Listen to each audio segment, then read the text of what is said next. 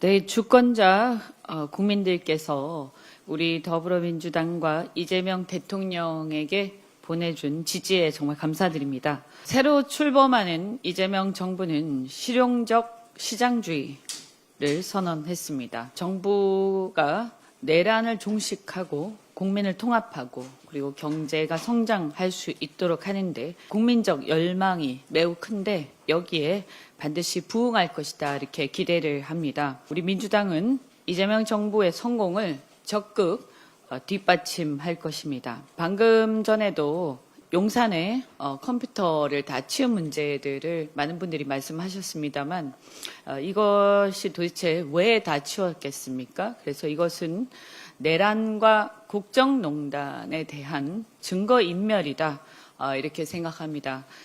즉각적인 수사가 필요하다고 봅니다. 그리고 이렇게 무책임할 수가 없습니다. 과연 이렇게까지 무책임한 것을 보면 그동안 얼마나 국정이 방치되었을까 하는 생각, 걱정을 안 할 수가 없습니다. 대통령께서 행정명령 1호로 비상경제 점검 TF 구성을 지시했습니다. 가장 먼저 경제 살리기에 집중하겠다라는 의지 표명입니다. 그만큼 우리 대한민국의 경제 상황이 심각하다 이런 반증이기도 합니다. 한국의 경제 성장률 전망치가 계속 낮아지고 있습니다. 한국은행은 1.5%에서 0.8%로 3개월 새 반토막 전망을 했고요. 그리고 소시에테 제네랄, 그리고 시티, JP모건 등 주요 글로벌 IB뱅크는 한은보다 낮은 0.3에서 0.7%를 전망하고 있습니다. 석유 파동, 외환 위기, 글로벌 금융 위기, 코로나 등 심각한 위기 상황에서만 있었던 0%대 성장이 지금 눈앞에 닥쳐온 것입니다. 또한 내수 침체도 장기화될 우려가 있습니다. 그래서 새 정부의 추경 추진에 적극 국회가 협력을 할 필요가 있다고 봅니다. 또한 트럼프의 관세 압박으로 주요 품목의 수출 하락세가 심각합니다. 5월에 수출이 마이너스로 돌아섰는데요. 수출 감소가 대미는 마이너스 8.4%, 대중 마이너스 8.1%, 대일 마이너스 8.7%입니다.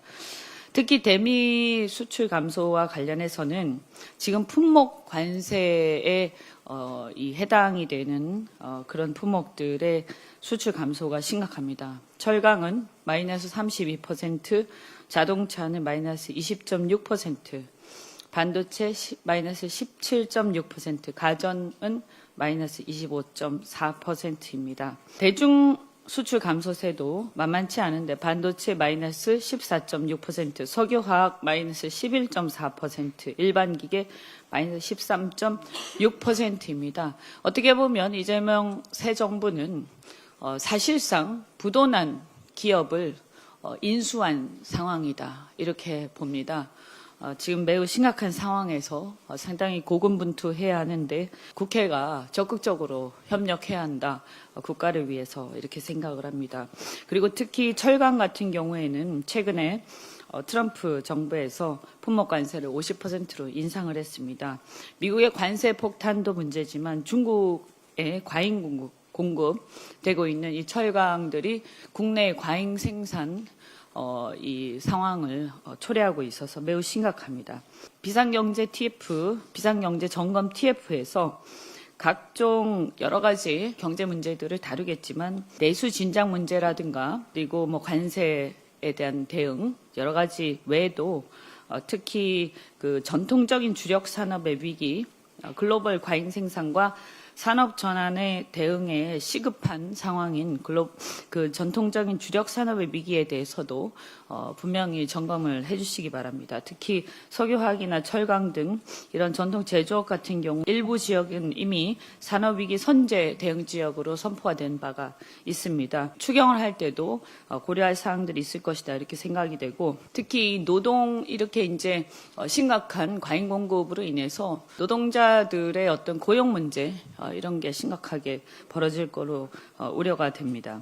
경제 위기의 시급성을 감안해서 새 정부의 협력을 위해서 당내에도 TF 구성이 필요할 거라고 생각이 됩니다. 적극적으로 민주당이 협력을 하고 또 국회에서도 국민의힘도 이 문제들의 해결을 위해서 적극 협력을 해주시기 바랍니다. 감사합니다.